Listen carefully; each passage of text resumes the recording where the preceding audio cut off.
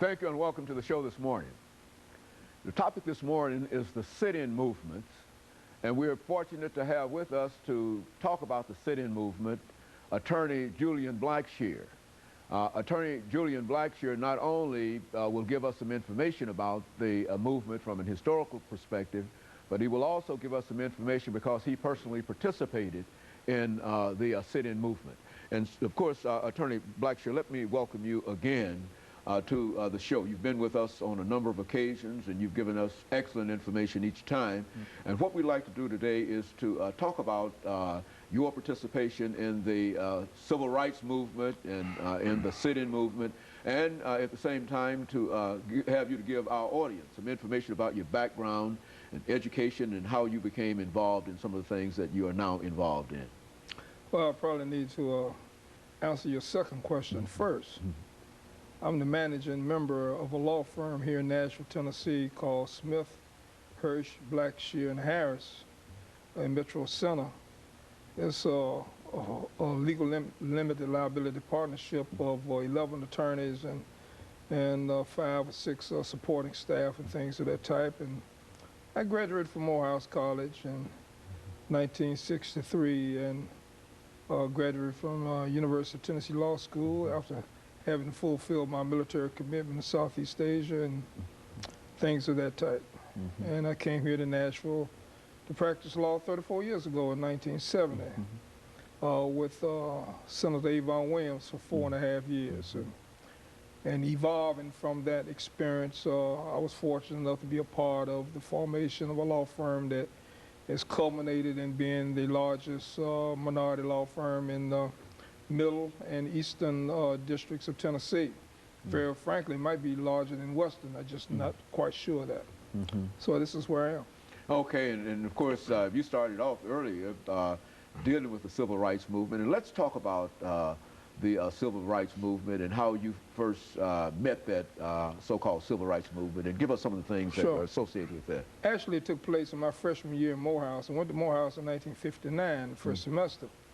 And in my second semester, my freshman year, the first sit-in demonstration occurred in Greensboro, North Carolina A&T, and if I remember correctly, it was February the 1st, 1960. And that brought to the forefront the kind of injustice that existed where a person could not enjoy the simple act of freedom of purchasing a Coke and consuming a 25-cent hamburger simply because of his race. And so that kind of objection began to spread among the students. It got to Atlanta too, where Morehouse is located. And so that's how I got myself involved in it as one of the students, and I was kind of conscious about it. I never was one of the students on the quiet side of the revolution. I was an actual participant in it. And as a result, I belonged to a student organizational movement formed by Julian Bond, who was a student in Morehouse, named Committee on Appeal for Human Rights. And you had a lot of the various student organizations throughout the South and various different colleges that had the independent student organizations doing these things and sit-in movement. They had it up here in Nashville and things of this too with Diane Nash and so forth.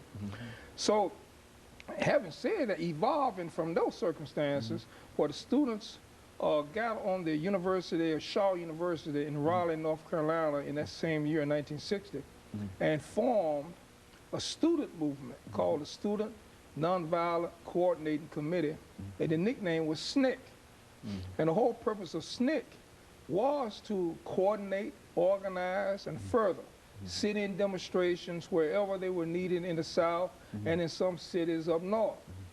And so I was one of the original members of SNCC for that reason. And so when I participated in the first demonstration I participated in that led me to go to jail was a restaurant called Dennis Grill, a grill right across the street from Rich's department store in Atlanta.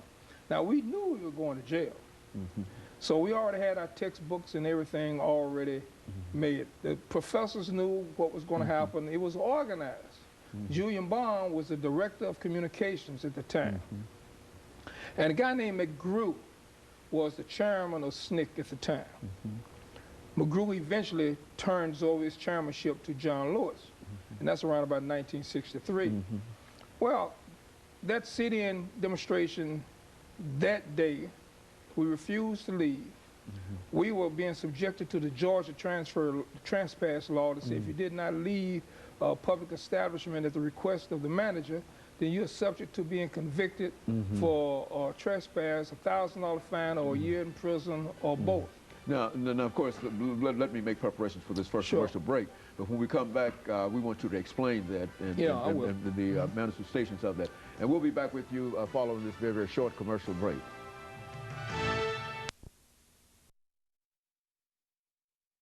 The topic is the